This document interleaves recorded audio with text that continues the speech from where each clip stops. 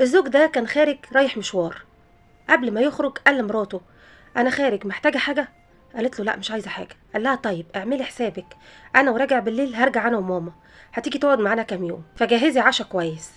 قالت له: انا مش فاضيه. فقال لها: مش فاضيه ليه؟ وراكي حاجه؟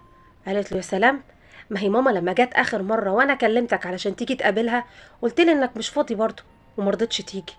قال لها: لما مامتك جت انا كنت مسافر، عاوزاني ارجع من السفر مخصوص عشان اجي اسلم عليها وامشي، ودي كان شغل وغصب عني.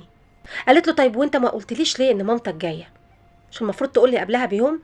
محتاجه انضف البيت وارتب اوضتها وكمان اطبخ وانزل اشتري خضار للسوق والتلاجة ما فيهاش اكل. كان المفروض تبلغني قبلها بيوم.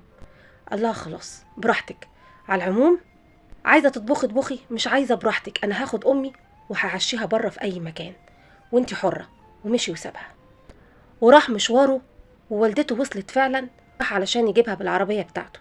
اول ما ركبوا العربيه وسلم عليها قال لها: ماما تحبي تاكلي ايه؟ انا عازمك في مطعم بره. قالت له: ليه يا ابني في مطعم؟ جايه مراتي يمكن ما عملتش اكل النهارده، ما لحقتش تشتري خضار من السوق. قالت له: اي حاجه موجوده في البيت انا هاكلها، ما تشغلش بالك وما تكلفش نفسك.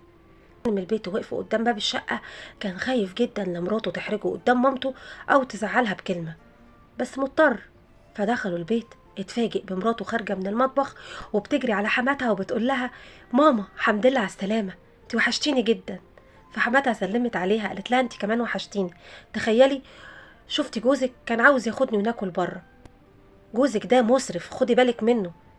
فقالت لها: ما تقلقيش، انا واخده بالي منه، انت اكيد تعبانه، ليكي 10 ساعات جايه في الطريق، تعالي علشان ترتاحي. فالزوج بيبص كده على السفرة، اتفاجئ ان مراته عاملة اصناف كتير جدا ومجهزاها وحطها على السفرة.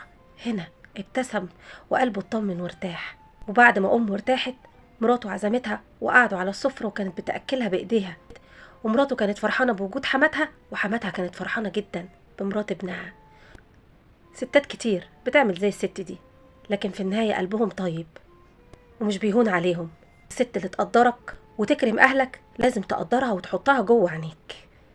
انا متأكدة ان الموقف ده بيحصل في بيوت كتير جدا، في ستات بتبقى عصبية لكن طيبة جدا زي الست دي. يا ترى مراتك زي الست دي؟